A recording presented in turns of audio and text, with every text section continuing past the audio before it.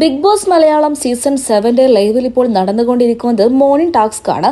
ഇന്നത്തെ മോർണിംഗ് ടാസ്കിന്റെ പേര് പാട്ടുത്തരം എന്നാണ്. ആരെന്ത് ചോദിച്ചാലും പാട്ടുരൂപേണ മറുപടി പറയുക എന്നുള്ളതാണ് ഈ ടാസ്കിന്റെ പ്രത്യേകത.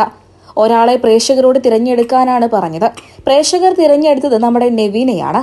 ബിഗ് ബോസ് വീട്ടിലെ മറ്റു മത്സരാർത്ഥികൾക്ക് എല്ലാവർക്കും നെവിനോട് 2 ചോദ്യങ്ങൾ വീതം ചോദിക്കാം. ആ ചോദ്യത്തിന് ഉത്തരം നെവിൻ പാട്ടുരൂപേണ പറയണം.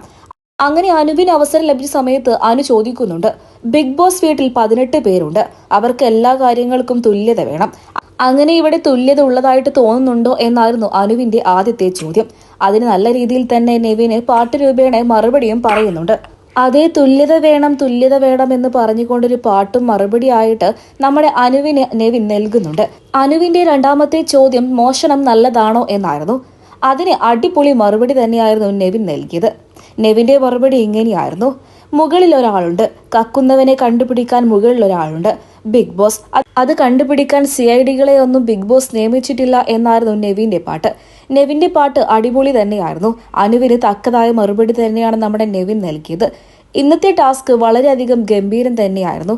പിന്നെ ഇന്നത്തെ നമ്മുടെ ബിഗ് ബോസിന്റെ ലൈവിൽ ഒരു കാര്യം കൂടെ സംഭവിച്ചിട്ടുണ്ട്.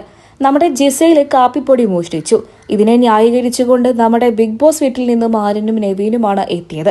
ആര്യൻ നെവീനും ജിസയിലിനെ ചുറ്റിപ്പറ്റിക്കൊണ്ട് കണ്ടന്റ് ഉണ്ടാക്കാൻ ശ്രമിക്കുന്നത് പോലെ നിങ്ങൾക്ക് തോന്നുന്നുണ്ടോ? അഭിപ്രായങ്ങൾ പറയാൻ മറക്കരുത്.